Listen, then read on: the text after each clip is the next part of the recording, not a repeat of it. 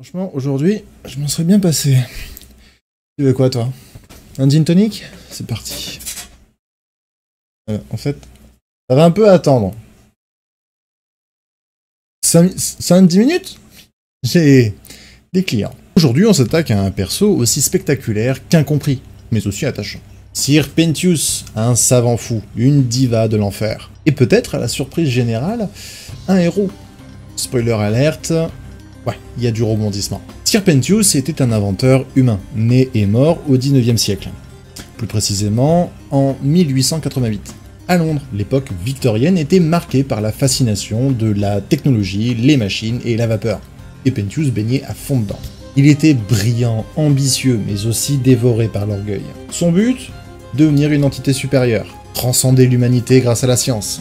Il a même tenté d'expérimenter sur son propre corps, dans une enquête tordue de perfection de l'immortalité. Résultat, il a très probablement trouvé la mort suite à ses propres expériences sur lui-même. Un savant fou classique, mort dans son labo, persuadé d'être un génie incompris. Une fois arrivé en enfer, il n'a rien perdu de son style théâtral, ni de sa folie créatrice. Il devient un sinner, c'est-à-dire un démon issu d'une âme damnée, à l'apparence de serpent humanoïde, vêtu comme un aristocrate steampunk, haut de forme, gilet victorien, queue reptilienne, capuche et yeux multiples. Il se donne lui-même le titre de Sir Pentious, un jeu de mots entre serpent et prétentious. Prétentieux, en gros. Ce nom reflète parfaitement le personnage. Il veut dominer, il veut briller, il veut être craint, mais il est surtout vu comme un clown tragique par les autres démons. Et Sir Pentious ne vit pas seul. Il a créé lui-même une armée de démons artificiels, appelés les X-Boys. D'après le wiki officiel et les infos du show, ce sont des créatures fabriquées par Pentious lui-même, probablement à partir de technologies démoniaques combinées à son savoir d'inventeur. Ils ont une forme d'œuf anthropomorphe, avec bras, jambes, yeux, parfois moustaches, et une loyauté sans faille. Ils parlent comme des sbires de cartoon et agissent souvent comme des bouffons. Mais ils sont fidèles jusqu'à la mort. Leur fonction, piloter ces machines, faire la guerre, foutre le bordel, et le suivre dans ses délires mégalos. Leurs origines exactes restent floues, mais ils symbolisent sa folie créatrice. Il construit sa propre armée parce que personne ne veut travailler pour lui. Sa personnalité, un mélange de diva, de tyran et de génie mal adapté. Sir Pentious est arrogant, colérique, théâtral, mais aussi profondément frustré.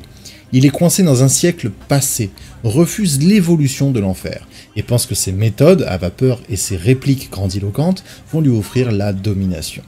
Mais sous cette couche de bravade, il a un véritable génie mécanique, un attachement sincère pour ses ex-boys, une soif de reconnaissance qui cache une blessure d'ego énorme.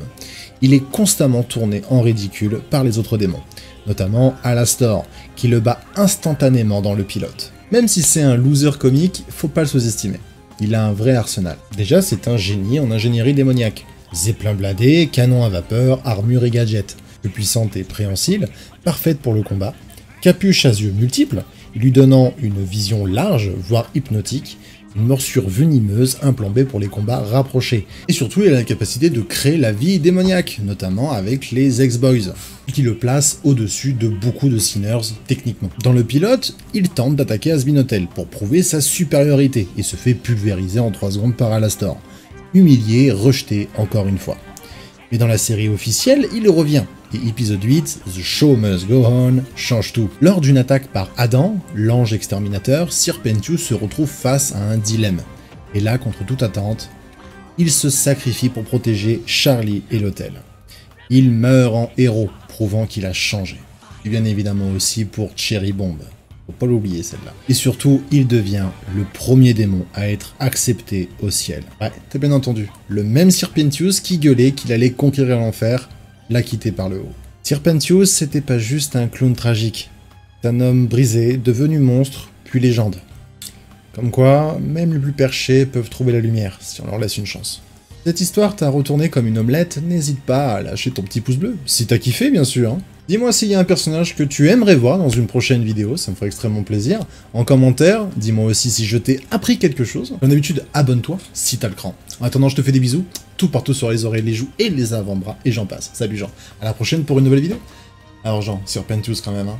Ouais, ah moi aussi, hein. Je le kiffe ce gars. T'as donné envie de quoi? Ah, putain, c'est quoi ce truc?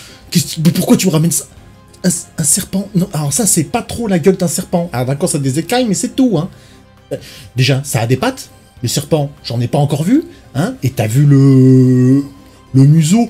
Oh putain, il est petit, il est mignon, c'est normal, c'est un bébé. Non, un bébé croco, fils de pute.